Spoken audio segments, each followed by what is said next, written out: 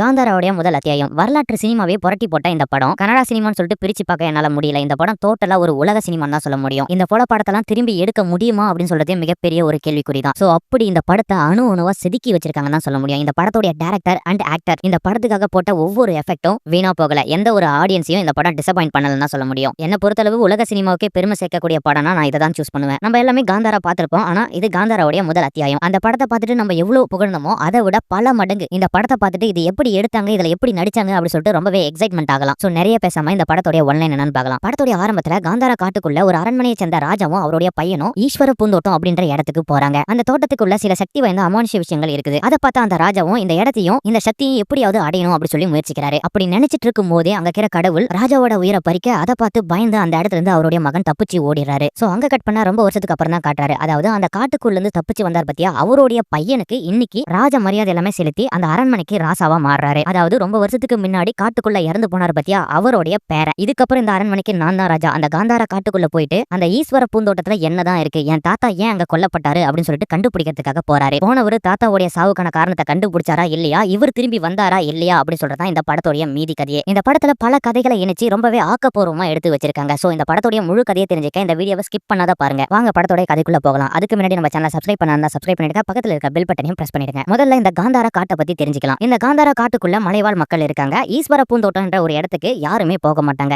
ஏன்னா அங்க பஞ்சுருளி தெய்வம் இருக்கிறதாவும் கடவுள் இருக்கிறதாவும் நம்பப்படுது. தன்னுடைய வாழ்வாதாரத்துக்காக அந்த காட்டுக்குள்ளே வாழ்ந்துட்டு இருக்க மக்கள். இன்னொரு சைடு பார்த்தா ராஜா அரண்மனையை சேர்ந்த ஒரு ராஜா அந்த காட்டுக்குள்ள வராரு. வரும்போது படை வீரர்களோடையும் அவருடைய சொந்த மகனையும் கூட்டிட்டு வராரு. அந்த காட்டை சுத்தி வளைச்சு பார்க்கும்போது அந்த காட்டுக்குள்ள ஏதோ ஒரு அமானுஷம் இருக்கிறத அவர் உணர்றாரு. இது என்ன ஏதுன்னு சொல்லி தேடி கண்டுபிடிக்கிறதுக்குள்ளேயே ஈஸ்வர பூந்தோட்டம் அப்படின்ற ஒரு இடத்தை பாக்குறாரு. அந்த இடத்தோட நறுமணம் அவரை மெய் சிலுக்க வைக்குது. சோ அந்த தோட்டத்துக்குள்ள என்னதான் இருக்குதுன்னு போய் பாக்குறாரு. அந்த தோட்டத்துக்குள்ள நறுமணம் நிறைந்த பொருட்கள் எல்லாமே இருக்கு. அந்த நறுமணத்தை உணர்ந்தவனே இந்த காட்டை எப்படியாவது அடையணும் அப்படி சொல்லிட்டு நினைக்கிறாரு. நினைச்ச சில வினாடிகள்ல அந்த இடத்துல சில அமானுஷ்யமான விஷயம் நடக்குது. அது மட்டும் இல்லங்க, அந்த ராஜா அந்த இடத்துல அதே நேரத்துல கொல்லப்படுறாரு. அந்த கொலையை பார்த்த படை வீரர்களும் அவருடைய மகனும் அந்த இடத்துல இருந்து பயந்து ஓட ஆரம்பிக்கிறாங்க. அப்பாவை இழந்த அந்த மகன் அப்பாவுடைய வாளை மட்டும் எடுத்துக்கிட்டு அந்த இடத்துல இருந்து எப்படியோ தப்பிச்சு ராஜாவுடைய அரண்மனைக்கு போயிடுறாரு. சோ அந்த சின்ன பையன் போயிட்டு அரண்மனையில இங்க நடந்த விஷயத்தை எல்லாமே ஒண்ணா சொல்ல அரண்மனையில இருந்தவங்க எல்லாமே பயங்கரமா பயப்பட ஆரம்பிக்கிறாங்க. சோ இதுக்கப்புறம் ஈஸ்வர பூந்தோட்டத்து பக்கமே யாரும் போக கூடாது அப்படி சொல்லிட்டு அரண்மனையில இருந்து எல்லாருக்குமே அறிவிப்பு வெளியாகுது. சோ அங்க கட் பண்ண இந்த சைடு அந்த மலைவாழ் மக்களை தான் காட்டுறாங்க. சோ இதே சேமன் கான்செப்ட் தான் அவங்களும். அவங்க அந்த காட்டுல இருக்கிற தெய்வத்தை வழிபட்டுட்டு வாழ்வாதாரத்துக்காக படைச்சிட்டு இருக்காங்க. ஒரு நாள் வேட்டைக்காக அந்த ஈஸ்வர பூந்தோட்டத்துக்கு அந்த மக்கள் போயிட்டு இருக்கும்போது ஒரு சின்ன பொண்ணு கையில ஒரு கல்லு கிடைக்குது. சோ அந்த கல்லு தான் சிவபெருமானுடைய உருவம் அப்படி சொல்லிட்டு அந்த கல்ல ஒரு இடத்துல வச்சுக்கிட்டு அதுக்கு மாலை மரியாதை எல்லாமே செலுத்தி இதுதான் நம்மளுடைய கடவுள் அப்படி சொல்லிட்டு வழிபட்டுட்டு வந்துட்டு இருக்காங்க. சோ அன்னைக்கே பாருங்க, அந்த கல்லுக்கு பக்கத்துல இருட்டு கருவறை ஒண்ணு இருக்கு. அந்த கருவறைக்குள்ள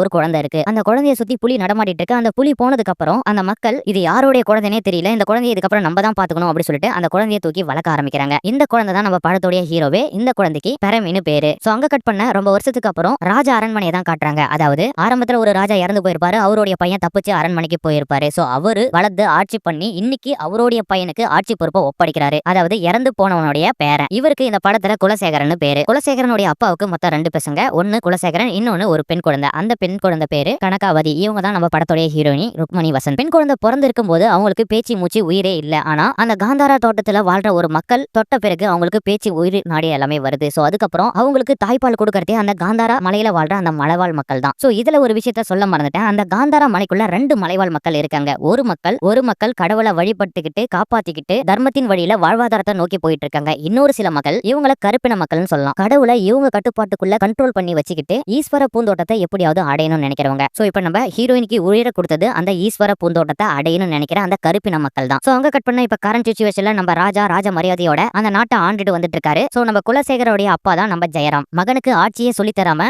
அவனுக்கு ராஜ மரியாதையை கொடுத்துட்டோம் அப்படி சொல்லிட்டு அவருடைய பாதுகாவலர் நம்ம ஜெயராம் கிட்ட சொல்லும் போது, என்னுடைய அப்பா இல்லாமலே நான் ஆட்சிக்கு வந்துட்டேன். ஆனா நான் இருக்கிறதுக்குள்ள அவனுக்கு மகனம் சூட்டி பார்க்கணும்னு ஆசைப்பட்டேன். அதை நான் பண்ணிட்டேன் அப்படி சொல்றாரு. சோ இதுக்கப்புறம் நடக்க வேண்டியது நம்ம கையில இல்ல. அவனுடைய ஆட்சியை பார்த்துட்டு அவனை நான் திருத்த பாக்குறேன். என்னைக்கா இருந்தாலும் அவனுக்கு மகனம் சூட்டுறது நான் தான். அவன் ஆட்சி புரியலாம் அந்த மகுடத்தை வாங்க போறது நான் தான் அப்படி சொல்லிட்டு நம்ம ஜெயராம் சொல்றாரு. சோ இந்த சைடு பார்த்தா நம்ம குலசேகரர், அதாவது ஆட்சியில் இருக்கிற நம்ம குலசேகரர் என்ன பண்றாருன்னா, இவ்வளவு மக்களை நம்ம கைக்குள்ள வச்சுக்கிறோன்றத எதுவுமே கண்டுக்காம நிறைய குடிச்சுக்கிட்டு ஒரு நல்லாட்சி பண்ணாம அவருக்கு தேவையான ஆட்சியை அங்க பண்ணிட்டு இருக்காருன்னு சொல்ல முடியும். அதாவது ஊதாரித்தனமா இருக்காரு. சோ இப்படியே நாட்கள் நகர்ந்து போயிட்டு இருக்க ஒரு நாள் நம்ம குலசேகரர் என்ன பண்றாருன்னா, படையாட்களை அந்த காந்தாரா காட்டுக்குள்ள இருக்கிற ஈஸ்வர பூந்தோட்டத்துக்கு அனுப்புறாரு. ஆனா அங்க போறதுக்கு நிறைய பேர் எல்லாருமே பயப்படுறாங்க. சோ இருந்தாலும் நீங்க அங்க போயிட்டு வாங்க, அங்க என்னதான் இருக்குதுன்னு சொல்லி பாப்போம் அப்படி சொல்லிட்டு அனுப்புறாரு. ஏன் கூடவே நம்ம குலசேகரரும் அங்க போறாரு. அப்படி போகும்போது ஈஸ்வர பூந்தோட்டத்துக்கு தான் போறோம் அப்படி சொல்லிட்டு அவங்க அப்பா கிட்ட, அதாவது நம்ம ஜெயராம் கிட்ட குலசேகரர் சொல்லிட்டு போகல. படையாட்களை சில பேரை கூட்டிக்கிட்டு அவருடைய நண்பர்களை கூட்டிக்கிட்டு அங்க இருந்து போறாரு. ஆனா போகும்போது அங்க பல விஷயம் அமானுஷ்யமா நடக்கத்த பார்த்த உடனே நம்ம குலசேகரர் அங்கிருந்து பயந்து ஓடி வந்துடுறாரு. சோ இங்க தான் நம்ம ஹீரோவுடைய என்ட்ரியும் காட்டுறாங்க. அதாவது பயம்படுத்தி அனுப்புறவரே நம்ம ஹீரோ தான். ஆனா அது குலசேகருக்கு தெரியாது. அவர் அங்க இருந்து தப்பிச்சு முன்னாடியே ஓடிறாரு. சோ நம்ம ஹீரோ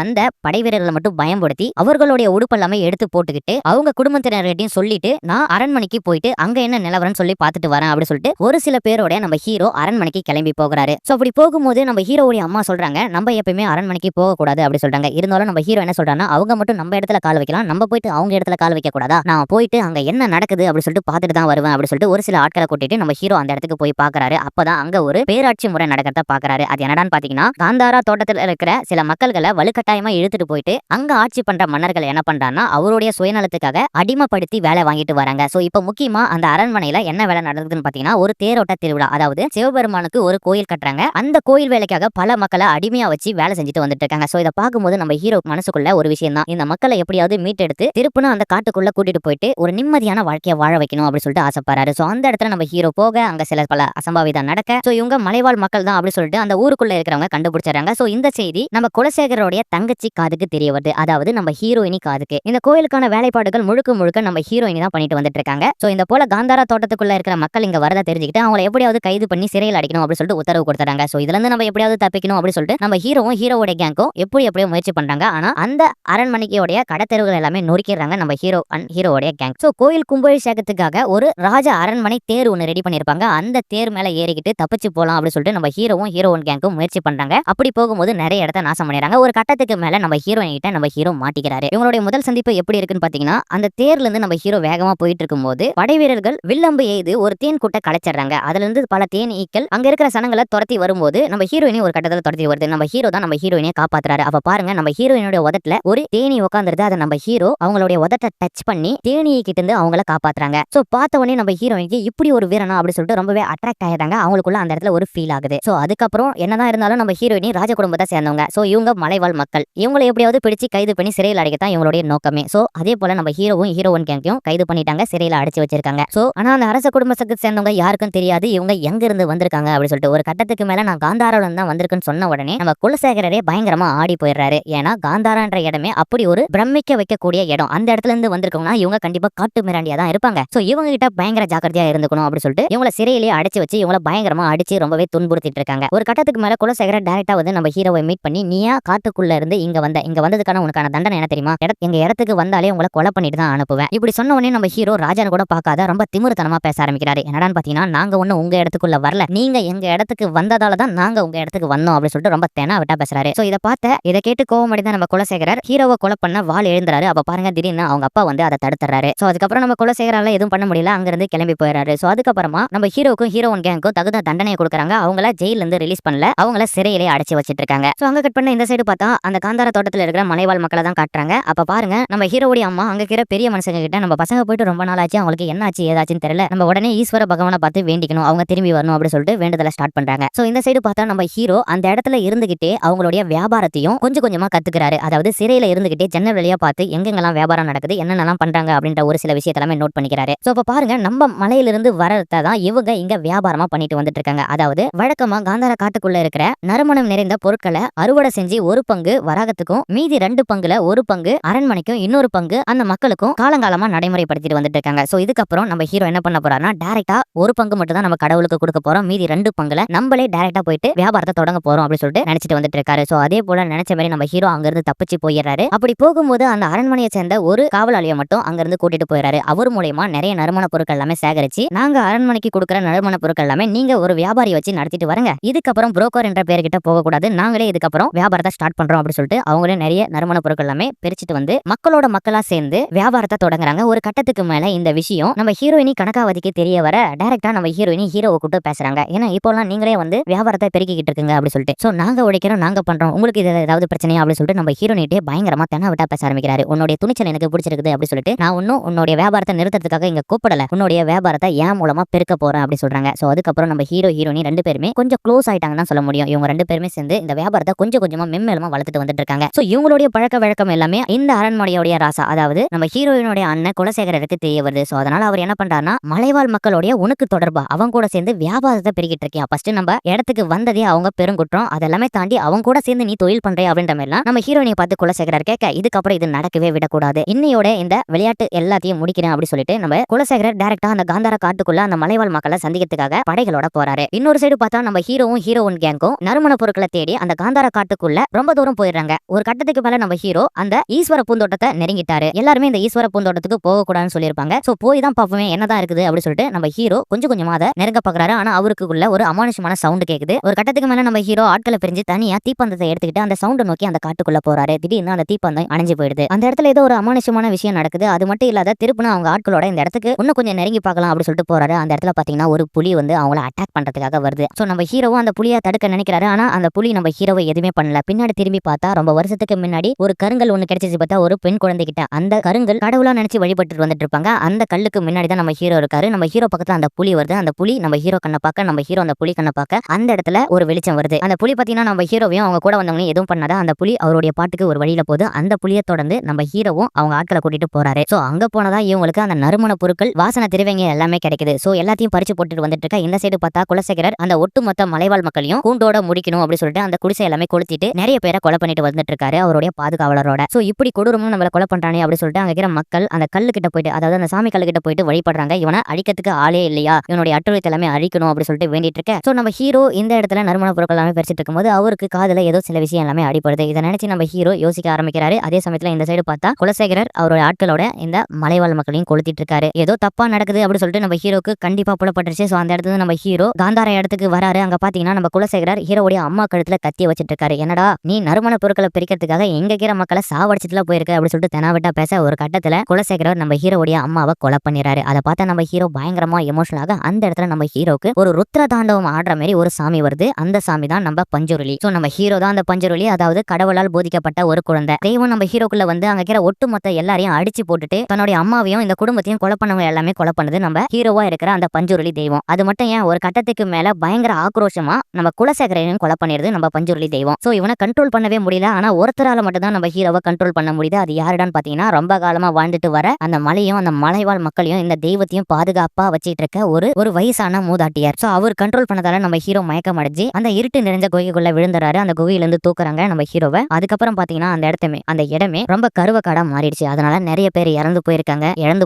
நம்ம ஹீரோ பயங்கரமா எமோஷனல் ஆகுறாரு. சோ நம்மளால இத்தனை பேரை இழக்க வச்சுட்டுமே இறந்து போயிட்டாங்களே அப்படி சொல்லிட்டு ஃபீல் பண்றாரு. அவங்க அம்மாவை நினைச்சும் ஃபீல் பண்ணிட்டு இருக்காரு. இந்த சைடு பார்த்தா ராஜ குடும்பத்தை சேர்ந்தவங்க தன்னுடைய மகனை பறி கொடுத்துட்டுமே அப்படி சொல்லிட்டு நம்ம ஜெயராமும் அண்ணனை பறி கொடுத்துட்டுமே சொல்லிட்டு நம்ம ஹீரோயினியும் பயங்கர வருத்தத்தோட இருக்காங்க. சோ இதுக்கு எல்லாமே ஒரு முடிவுக்கு கொண்டு வரணும். சோ இதெல்லாம் ஏன் நடக்குது, எப்படி நடக்குதுன்னு சொல்லிட்டு நிறைய முனிவர்கள் எல்லாமே கூட்டிட்டு வந்து ஆராய்ச்சி பண்றாங்க. அது மட்டும் இல்லாத கோயில் வேலையும் முடிஞ்சிருச்சு. கோயிலுக்கு கும்பாபிஷேகம் பண்ணணும் அப்படி சொல்லிட்டு கோயிலுடைய கருவறைக்கு வைக்கிருந்த அந்த சிவபெருமானை எடுத்து பார்த்தா சிவபெருமான் விரிசல் ஓடி போயிருக்கு. சோ இது எல்லாமே கெட்ட சகுனம் தான். நம்மளால கோயில் கும்பாபிஷேகத்தை நல்லபடியா நடத்தி முடிக்க முடியாது. அந்த மலைவாழ் மக்கள் இருந்தா மட்டும் தான் நல்லபடியா நடத்தி முடிக்க முடியும். அவங்க கிட்ட இருக்கிற தெய்வத்தை வாங்கி தான் நம்ம இந்த கோயில் கும்பாபிஷேகத்தை நடத்த முடியும் அப்படி சொல்லிட்டு அந்த முனிவர்கள் எல்லாமே நம்ம குலசேகரோடைய அப்பா கிட்ட, அதாவது நம்ம ஜெயராம் கிட்ட சொல்றாங்க. சோ அதுக்கப்புறம் நம்ம ஜெயராம் ஒரு மலைவாழ் மக்கள் கிட்ட போயிட்டு நான் நிக்கவா அப்படி சொல்லிட்டு ரொம்ப கேவலமா தான் நினைக்கிறாரு. ஆனா நம்ம ஹீரோனி அதெல்லாமே பண்ண விரும்பல. சோ ரெண்டு சைடுமே பேருமே தப்பு இருக்கு. நான் போயிட்டு பர்மை கிட்ட பேசுறேன், அதாவது நம்ம ஹீரோ கிட்ட போய் பேசுறேன் அப்படி சொல்லிட்டு நம்ம ஹீரோயினி காந்தாரா காட்டுக்குள்ள வந்து நம்ம ஹீரோ கிட்ட முறையிடுறாங்க. உங்களுடைய தெய்வம் வந்தா மட்டும்தான் எங்க கோயிலுடைய கும்பாபிஷேகம் நல்லா நடத்தி முடிக்க முடியும். சோ நடந்த எல்லாமே நடந்ததா போயிட்டோம். உங்க சைடும் நிறைய இழப்பு இருக்கு, என் சைடும் நிறைய இழப்பு இருக்கு. சோ இதெல்லாமே தவிர்த்து நம்ம கோயில் கும்பாபிஷேகத்தை முடிக்கணும். அதுக்கு நீங்க வரணும், நீங்க மட்டும் இல்லாத உங்க தெய்வமும் வரணும் அப்படி சொல்றாங்க. சோ இதை அரை மனசோட தான் நம்ம ஹீரோ ஏத்துக்கிறாரு. இருந்தாலும் நம்ம ஹீரோ ஒரு ரிக்வெஸ்ட் பண்றாரு நம்ம ஹீரோயிட்ட. அது என்னடான்னு பாத்தீங்கன்னா, நான் உங்களுக்காக ஒண்ணும் வரல, நான் எங்களுடைய தெய்வத்தை உங்ககிட்ட கொடுக்கறனா எனக்கு உங்ககிட்ட இருந்து ஒண்ணு தேவை, அதாவது நீங்க அடிமையா நடத்தி வச்சிட்டு இருக்க எங்க மக்களை நீங்க விடுவிக்கணும் அப்படின்னு சொல்லிடுறாங்க. அதே போல நம்ம ஹீரோவும் அவருடைய கடவுளை எடுத்துக்கிட்டு அந்த ராஜா அரண்மனைக்கு எடுத்துட்டு போயிட்டு நல்லபடியா யோகாலாம் பண்ணி அந்த கோயிலுடைய திறப்பு விழாவை முடிக்கிறாங்க. கும்பாபிஷேகத்தையும் முடிச்சதுக்கு அப்புறம் நம்ம ஹீரோக்கு ராஜ மரியாதை செலுத்தி நீங்க இல்லைன்னா இந்த கும்பாபிஷேகத்தை நடத்திருக்க முடியாது, சோ உங்களால் தான் இது சாத்தியமாச்சு அப்படின்னு சொல்லிட்டு ராஜ மரியாதையோட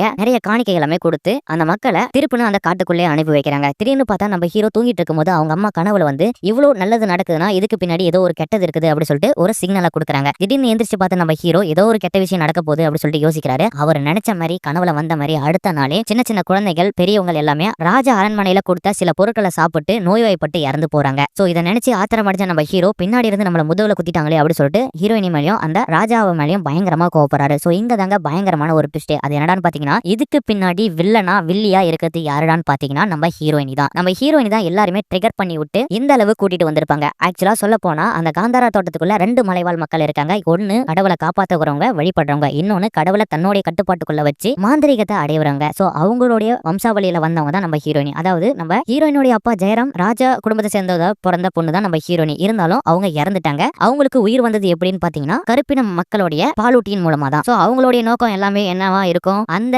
ஈஸ்வர பூந்தோட்டத்தை எப்படியாவது அடையணும் அப்படின்னு சொல்லிட்டு. சோ இப்ப நம்ம ஹீரோயினியும் அதுதான் நினைக்கிறாங்க. அதாவது ஈஸ்வர பூந்தோட்டத்தை அடையணும்னு நினைக்கிற ஒவ்வொருத்தரும் அவங்க கொல்லப்படுறாங்க. சோ இதெல்லாமே நம்ம ஹீரோயினி தன்னுடைய அண்ணன் மூலியமா சாதிச்சு வந்துட்டு இருக்காங்க. சோ இப்பதான் நம்ம ஹீரோயினுடைய மறுமுகமே தெரிய வருது. இது எல்லாத்தையுமே நம்ம ஹீரோயினி டேக் ஓவர் பண்ணி அவங்க கண்ட்ரோல்ல எடுத்து இதுக்கப்புறம் அந்த ஈஸ்வர பூந்தோட்டத்தை எப்படியாவது அடையணும்னு நினைக்கிறாங்க. சோ இந்த சைடு பார்த்தா எல்லாத்தையும் எழுத நம்ம ஹீரோ இதுக்கப்புறம் நம்மளால சும்மா இருக்க முடியாது, அந்த அரசர்கள் மேல நம்ம போர் புரிய போறோம் அப்படின்னு சொல்லிட்டு அவருடைய படைகளை திரட்டுறாரு. இந்த சைடு பார்த்தா நம்ம ஹீரோயினியும் நீங்க கூட மட்டும் இருங்கப்பா போதும், மிச்ச வேலைகளை நான் பாத்துக்கிறேன் அப்படின்னு சொல்லிட்டு இவங்களும் ஒரு படையை திரட்டுறாங்க. சோ இதெல்லாமே தாண்டி நம்ம ஹீரோயினி அந்த கருப்பின மலைவாழ் மக்களை வச்சு நிறைய மாந்திரிகத்தை எல்லாமே ரெடி பண்ணி நம்ம ஹீரோவை கண்ட்ரோலுக்குள்ள கொண்டு வர ஆரம்பிக்கிறாங்க. அதாவது ஆரம்பத்துல நம்ம ஹீரோ இங்க வந்து தொழில் செஞ்சுட்டு இருக்கும் போது நம்ம ஹீரோயினி நெருக்கமா இருக்கிற மாதிரி காட்டியிருப்பாங்க. அப்ப சில விஷயங்கள் எல்லாமே நம்ம ஹீரோ கிட்ட நம்ம ஹீரோயினி எடுத்து வச்சிருப்பாங்க. அதெல்லாமே வச்சு நம்ம ஹீரோவை கண்ட்ரோலுக்குள்ள கொண்டு வராங்க. சோ நம்ம ஹீரோவும் அவருடைய படைகள் எல்லாமே திரட்டிட்டு வந்து இங்க அரச குடும்பத்தோட பயங்கரமா சண்டை போட்டுட்டு இருக்காங்க. சோ இந்த சைடு பார்த்தா நம்ம ஹீரோயினியும் அவங்க அப்பாவும் அந்த கருப்பின மக்களுடைய தலைவன் கூட சில மாந்திரிகங்களை ரெடி பண்ணி பூஜைகள் எல்லாமே பண்ணி அவங்களுக்குள்ள பல அமானுஷ்யமான சக்திகளை வர வைக்கிறாங்க. ஏன் ஆரம்பத்துல இறந்து போனாரே ஒரு ராஜா அவரையே வர வச்சிருக்காங்கன்னா பாத்தீங்களா. சோ இந்த சைடு பார்த்தா நம்ம ஹீரோயினியும் அவங்க அப்பாவும், அதாவது அவன் அப்பனுக்கு அப்ப இவங்க 3 பேரா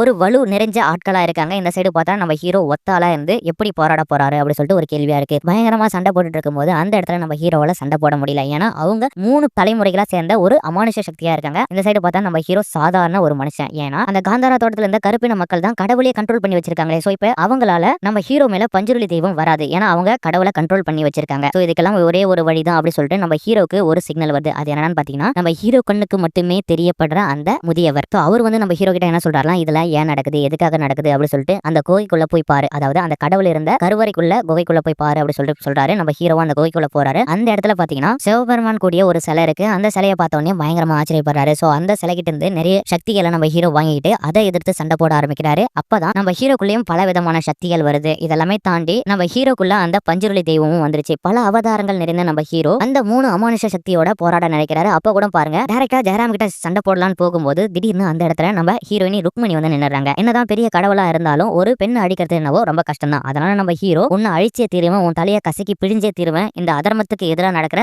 போராட்டத்துல தர்மம் தான் என்னைக்கும் வெல்லும் அப்படி சொல்லிட்டு நம்ம ஹீரோ ஒரு பெண் உருவமுடைய சாமியை சிவபெருமானிட்ட இருந்து சக்தியா வாங்குறாரு. அந்த சாமிக்கு பேர் தான் காளி. இப்ப பஞ்சுருளி தெய்வம், காளி சொல்லிட்டு பல அவதாரங்கள் நிறைந்த நம்ம ஹீரோ பல தெய்வங்களா மாறி